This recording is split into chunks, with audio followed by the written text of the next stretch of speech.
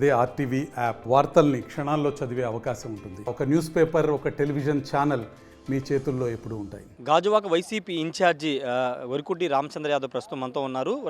గాజువాక నియోజకవర్గానికి సంబంధించి ఇన్ఛార్జిగా ప్రకటించిన తర్వాత అక్కడ పరిస్థితులు ఏ విధంగా తెలుసుకుందాం. సార్ నమస్తే సార్. మిమ్మల్ని ఇన్ఛార్జిగా ప్రకటించిన తర్వాత కొంతమంది మీకు సపోర్ట్ చేయలేదు. ఇప్పుడు ఎలా ఉంది పరిస్థితి? మీరు గడప గడప తిరుగుతున్నారు, ఎలా ఉంది రెస్పాన్స్? రెస్పాన్స్ బాగుందండి.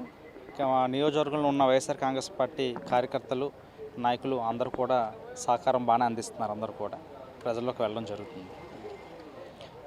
అంటే తిప్పల నాగిరెడ్డి వాళ్ళ అబ్బాయికి సీట్ ఆశించారు, వాళ్ళ అబ్బాయికి సీట్ వస్తుంది అనుకున్నారు. కానీ అనూహ్యంగా మీ పేరు తెర మీదకి వచ్చింది, మిమ్మల్ని ఇన్ఛార్జిగా ప్రకటించారు. వాళ్ళు మీకు ఎంతవరకు సహకరిస్తున్నారు? వాళ్ళు కూడా ఖచ్చితంగా నాకు సహకరిస్తారండి. వాళ్ళు ఆల్రెడీ నాగిరెడ్డి గారిని నన్ను ఇన్ఛార్జి నియమించిన తర్వాత నుంచే కూడా నేను కలవడం జరిగింది. వారి యొక్క బ్లెస్సింగ్స్ తీసుకోవడం జరిగింది.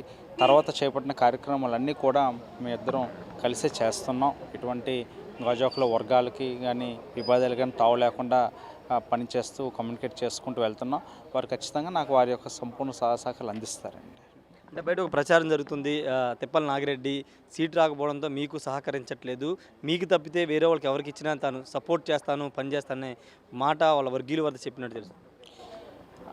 అదైతే నా దృష్టికి రాలేదండి. ఎట్టి పరిస్థితుల్లో ఇప్పుడు జగన్మోహన్ రెడ్డి గారు ఎవరిని అభ్యర్థిని పెడతారో వారి యొక్క విజయానికి నేను పూర్తిగా సహకరిస్తానని చెప్పి నాగిరెడ్డి గారు ఆల్రెడీ జగన్ గారికి చెప్పడం జరిగింది. సుబ్బారెడ్డి గారికి, ఉత్తరాంధ్ర రీజనల్ కోఆర్డినేటర్ సుబ్బారెడ్డి గారికి చెప్పడం జరిగింది.